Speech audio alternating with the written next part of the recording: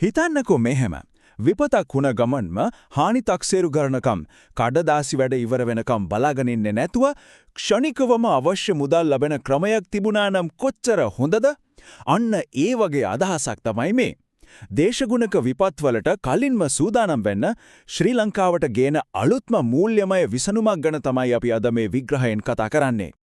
හැබැයි ඉතින් මේ වගේ විසඳුමක් ගැන කතා කරන්නත් කලින් අපි හරියටම තේරුම් ගන්න ඕන ඇයි අපිට මේ වගේ දෙයක් අවශ්‍ය වෙන්නේ කියලා. හේතුව තමයි ශ්‍රී ලංකාව දිගින් දිගටම මුහුණ දෙන මේ දේශගුණික අභියෝගය. ඇත්තටම මේක අපිට අලුත් කතාවක් නෙවෙයිනේ. එක පැත්තකින් බලනකොට ගම්වතුර නායම් අනිත් පැත්තෙන් දරුණු නියක. මේක හරියට එකක් ඉවර වෙද්දී තව එකක් පටන් ගන්නවා වගේ. නොනවතින චක්‍රයක් වෙලා රටේ ආර්ථිකයටයි මිනිස්සුන්ගේ ජීවිතවලටයි දිගටම පීඩනයක් එල්ල කරනවා. මේක අනාගතේ වෙයි කියලා හිතන් ඉන්න දෙයක් නෙවෙයි. මේක දැනටමත් සිද්ධ වෙන දෙයක්. බලන්නකෝ 2023 දී ආපු දරුණු නියඟේ අපේ කෘෂිකර්මාන්තයට විතරක් නෙවෙයි රටේ ජලවිදුලි බලයටත් කෙලින්ම බලපෑවා. ඒකම දිගින් දිගටම ආපු ගංවතුර නායම් මේවා නිසා කොච්චර මිනිස්සු ප්‍රමාණයක් අවතැන් වුණාද?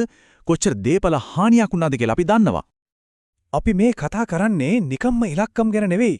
හිතන්න එකම එක විපතකින් ලක්ෂ ගාණක මිනිස්සුන්ගේ ජීවිත සම්පූර්ණයෙන්ම වෙනස් වෙනවා. ඒ කියන්නේ මේ හැම ඉලක්කමක් පිටිපස්සෙන්ම තියෙන්නේ පවුල් ලක්ෂ ගාණකගේ කතාවක්. හොඳයි. ඉතින් විපත සිද්ධ වෙන එක දෙයක්. ඒත් ඊට පස්සේ එන අභියෝගය තමයි සමහර වෙලාවට ඊටත් වඩා දරුණු. ආධාර ලැබෙනකම් බලාගෙන ඉන්න වෙන මේ කාලය ඒක ඇත්තටම දෙවනි විපතක් වගේ තමයි. මේ කතාවෙන් කියවෙන දේ හරියම පැහැදිලි නේද? විපතක් වුණාට පස්සේ හැම තත්පරයක්ම වටිනවා. ඒත් අරමුදල් අතට ලැබෙන්න සති ගාණක් සමහර වෙලාවට මාස ගාණක් ගත වෙනකොට ඒ ප්‍රමාදයම මිනිස්සුන්ටයි රටේ ආර්ථිකයටයි තවත් අමතර හානියක් එකතු කරනවා. මෙන්න මේකයි ප්‍රධානම වෙනස. බලන්න මෙච්චර කල් අපි පුරුදු වෙලා හිටියේ පැරණි ක්‍රමයටනේ.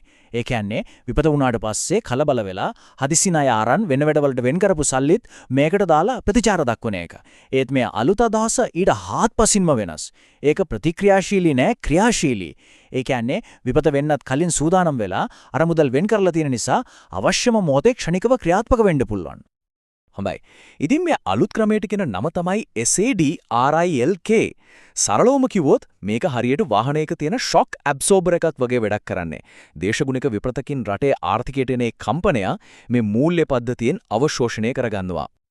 මේක පිටිපස්සේ තියෙන තාක්ෂණික සංකල්පය තමයි පරාමිතික මූල්‍යකරණය. දැන් ඒ නම ටිකක් සංකීර්ණ වුණාට වැඩ කරන විදිය හරිම සරලයි.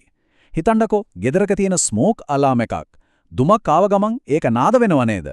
කවුරු හරි එවිත් ගින්න කොච්චර ලොකුද කියලා බලනකන් ඉන්නේ නෑ.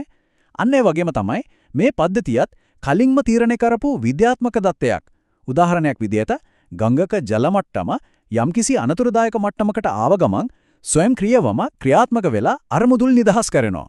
හානිය තක්සේරු කර ඉඳලා කාලය නාස්ති වෙන්නේ නෑ. මේ ආරක්ෂණ පද්ධතිය ඉස්තර 3කින් යුත් පලිහක් විදිහටයි නිර්මාණය කරලා තියෙන්නේ. බලංග පළවෙනි එක, ඒ කියන්නේ ඉහළින්ම තියෙන එක සාර්ව පලිහා. මේක තියෙන්නේ ජාතික මට්ටමේ ප්‍රතිචාර සඳහා රජයට. ඊළඟට දෙවෙනි ස්තරය මෙසෝපලිහා. මේකෙන් රටේ ආර්ථිකය හදවත වගේ තියෙන වැදගත් අංශ ආරක්ෂා කරනවා. අවසානයේට තුන්වෙනි ස්තරය ක්ෂුද්‍රපලිහා.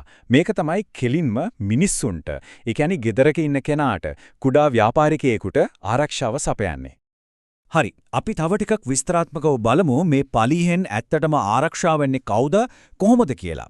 සාර්ව ස්තරය. ඒකෙන් රජයට ක්ෂණිකව මුදල් ලැබෙනවා රට පුරාම සහන සේවා මෙහෙවන්න. මෙසෝ ස්තරයෙන් පාරවල්, පාලම්, ජලවිදුලි බලාගාර වගේ අත්‍යවශ්‍ය දේවල් ඉක්මනටම නැවත ගොඩනගන්න අවශ්‍ය ශක්තිය ලැබෙනවා. හැබැයි සමහර විට වැදගත්ම දේ තමයි ක්ෂුද්‍ර ස්තරය.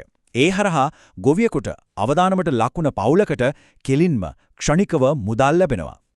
හරි. එතකොට දැන් ප්‍රශ්නේ තියෙන්නේ මේ පද්ධතියේ මොළය වගේ වැඩ කරන ස්මාර්ට් ප්‍රේරක හරියටම ක්‍රියාත්මක වෙන්නේ කොහොමද කියන එක. කොහොමද දත්ත සහ තාක්ෂණය එකතු වෙලා මේ තරම් වේගවත් තීරණයක් ගන්නෙ? සරලවම ඇහුවොත් අර අපි කිව්වා අනතුරු ඇඟවීම නාද කරන්නේ මොකක්ද? ගෙවීමක් කරන්න ඕන කියලා තීරණය වෙන්නේ මොන පදනමක් මතද? ඒකට උත්තරේ තමයි හයිබ්‍රිඩ් ප්‍රේරකය. ඒ කියන්නේ මේක එකම එක දත්තයක් මත විතරක් රඳාපවතින්නේ නෑ. වැරදීම් අවම කරන්න දත්ත මූලාශ්‍ර කිහිපයක්ම එකට එකතු කරනවා. උදාහරණයක් විදිහට ගංගාවල ජල මට්ටම, චන්ද්‍රිකාවලින් ගන්න ගංවතර පැතිරීම ගැන දත්ත, ඒ වගේම වර්ෂාපතනයේ තීව්‍රතාවය මේ ඔක්කොම එකට විශ්ලේෂණය කරනවා. අන්න ඒ නිසා තමයි ගන්න තීරණය හරිම නිවැරදි වෙන්නේ, ඒ වගේම විශ්වාසදායක වෙන්නේ. හොඳයි. ඉතින් මේ තාක්ෂණයේ ප්‍රතිඵලය මොකද්ද? ඇදහිය නොහැකි වේගයක්. හිතන්න ප්‍රේරකය ක්‍රියාත්මක වෙලා උපරිම දවස් 14ක් ඇතුළත රජයේ ගිණුමට මුදල් ලැබෙනවා. මාස ගණන් බලන් ඉන්න යුගය ඉවරයි. ඒ විතරක් නෙවෙයි සාමාන්‍ය ජනතාවට ඊටත් වඩා වේගවත් අවශ්‍යතාවය තියෙන පවුලක කෙනෙක්ගේ ජංගම දුරකථනයටම දවස් 7ක් හෝ ඊටත් අඩු කාලයකින් කෙලින්ම මුදල් ලැබෙනවා. මෙන්න මේක තමයි තාක්ෂණයෙන් ඇත්තටම මිනිස්සුන්ගේ ජීවිත වෙනස් කරනවා කියන්නේ. හොඳයි, මේක නිකම්ම හීනයක්වත් කඩදාසියකට සීමා වුණු අදහසක්වත් නෙවෙයි. මේක යථාර්ථයක් කරන්න පැහැදිලි අධියරෙන් අධියර ක්‍රියාත්මක වෙන සැලැස්මක් දැනටමත් තියෙනවා. මේක පියවරෙන් පියවර ගොඩනගන වැඩපිළිවෙලක්. බලන්න, මුලින්ම අධියර බිඳුවේදී අවදානම් මොනවද කියලා හරියටම අධ්‍යයනය කරනවා. ඊළඟට පළවෙනි අධියරයේදී මේකට අවශ්‍ය තාක්ෂණික පද්ධති සහ ආකෘති නිර්මාණය කරනවා. ඊට පස්සේ දෙවෙනි අධීරයේදී කුඩා පරිමාණයෙන් නියම ව්‍යාපෘතියක් විදියට මේක පරීක්ෂා කරලා බලනවා, අඩුපාඩු හදාගන්න. අන්තිමක තමයි තුන්වෙනි අධීරයේදී මේක රට පුරාම ව්‍යාප්ත කරන්නේ. අර දෙවෙනි අධීරයේ තියෙන නියම ව්‍යාපෘතිය දිහා බැලුවම මේකේ තියෙන පරිමාව ගැන හොඳ අදහසක් ගන්න පුළුවන්. ජාතික මට්ටමේ ගංවතුර ප්‍රතිචාර සඳහා ඩොලර් මිලියන 150ක ධාරිතාවක්, නියංග සහ බලශක්ති අංශය වෙනුවෙන් ඩොලර් මිලියන 50ක්. ඒ වගේම කුටුම්බ 25000ත් 50000ත් අතර ප්‍රමාණයකට කෙලින්ම ගෙලීම් කරන පද්ධතියකුත් මේ යටතේ පරීක්ෂා කරනවා. ඉතින් මේ හැම දෙයකම අවසාන ප්‍රතිඵලය මොකක්ද? එකක් තමයි විපතක් වුණ ගමන් ජීවිත බේරගන්න අවශ්‍ය పూర్ව ක්‍රියාමාර්ග ගන්න පුරුවන් වෙන එක. රජයට හදිසි ණය ගන්න වෙන එක අඩු වෙනවා. ගොවින්ගේ ධීවරයන්ගේ ජීවනෝපාය ආරක්ෂා වෙනවා. ඒ වගේම නියඟ කාලවලදී බලශක්ති සුරක්ෂිතතාවයත් වැඩි වෙනවා. බැලු බැලමට මේක මූල්‍යමය විසඳුමක් වුණාට ඇත්තටම මේකෙන් අපි මුලින්ම කතා කරපු හැල සැබෑ ගැටලුවකටම පිළිතුරක් ලැබෙනවා. අවසාන වශයෙන් මේක අපි හැමෝම ගැඹුරින් හිතන්න ඕන ප්‍රශ්නයක්.